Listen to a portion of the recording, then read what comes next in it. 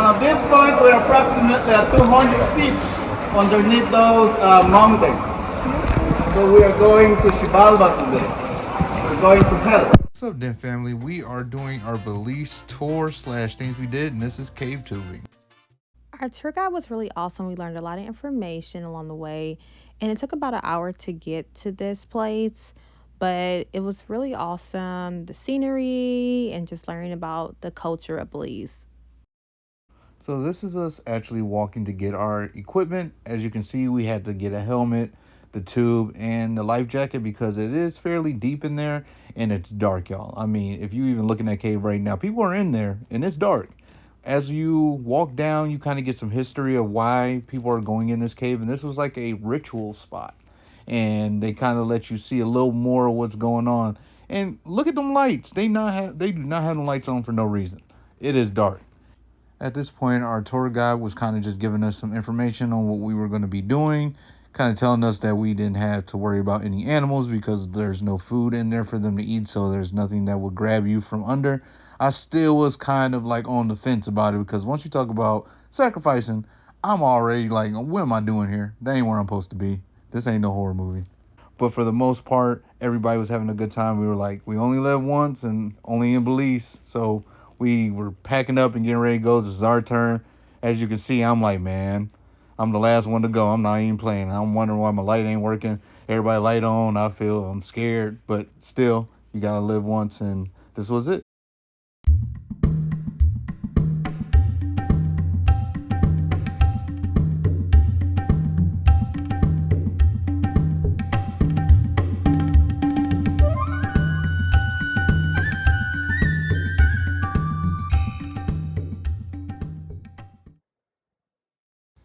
So when we first got into the water, it was freezing, but our tour guide just let us know because it was so hot outside that when we got into the water, it felt like it was 30 degrees, but it was actually 65 degrees to 70 degrees.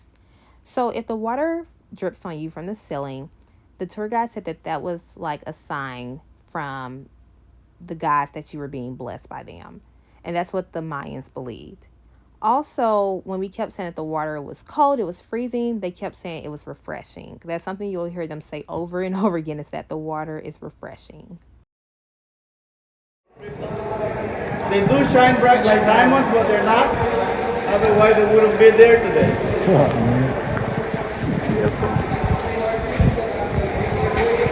You guys heard the word Xibalba in the bus, right? Xibalba, or hell, or a place of fright. So they were referring to this. If you notice, we came down over 100 steps, and at this point, we're approximately at 200 feet underneath those mountains. So we are going to Xibalba today.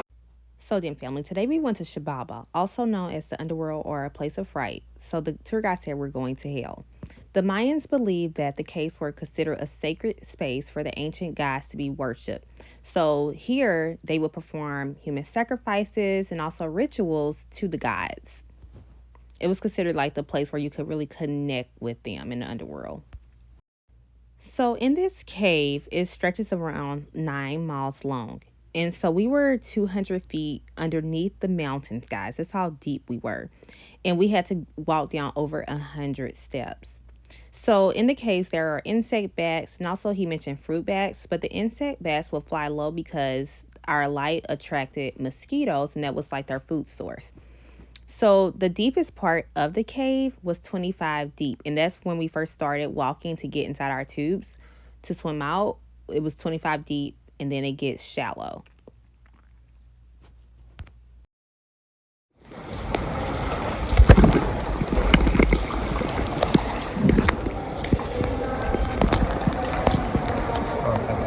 Right, the deepest point in the cave was where we started. There's like 25 feet deep on the center. Wow. Right here it got a little bit shallow. Oh, wow. Coming up, you will be seeing or even feeling some water dripping on you. This was considered as holy and sacred water by the Mayans. So if it drips on you today, just So our tour guide also told us about stalactites and stalagmites. So stalactites grow down from the cave ceilings, and stalagmites grow from the cave floor up. A good way to remember this is stalactites has a C, which stands for, could be referred to as ceiling, and stalagmite stands for like ground, which can be referred to as, the G in stalagmites.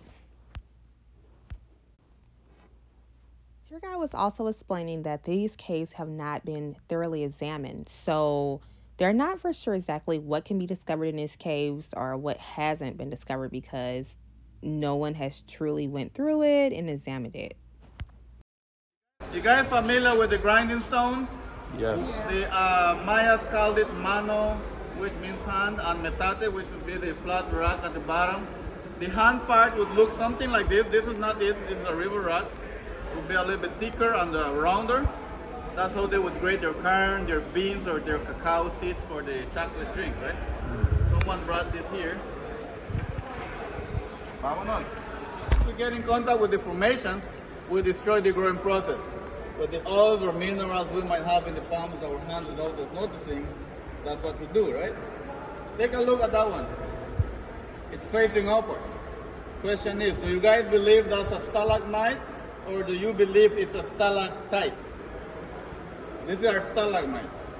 Look at that one.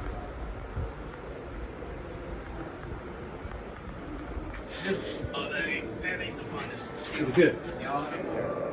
You'll be hearing the bats squealing. They actually nest mostly where those formations fell off the ceiling because they feel safe in that area because we're not able to go around at no time, right? So that's where they stay most of the time. Alrighty, so in front of you there is a formation of a column. The stalactites joining with the stalagmites right here.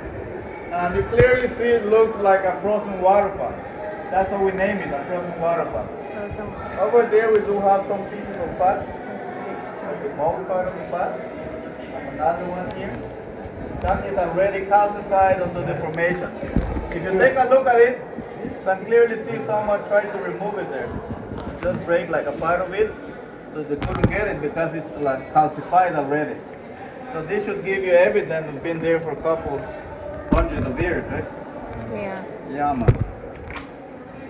Let's come this way. We do have a lot of steps coming up. These are man-made steps. We built this here.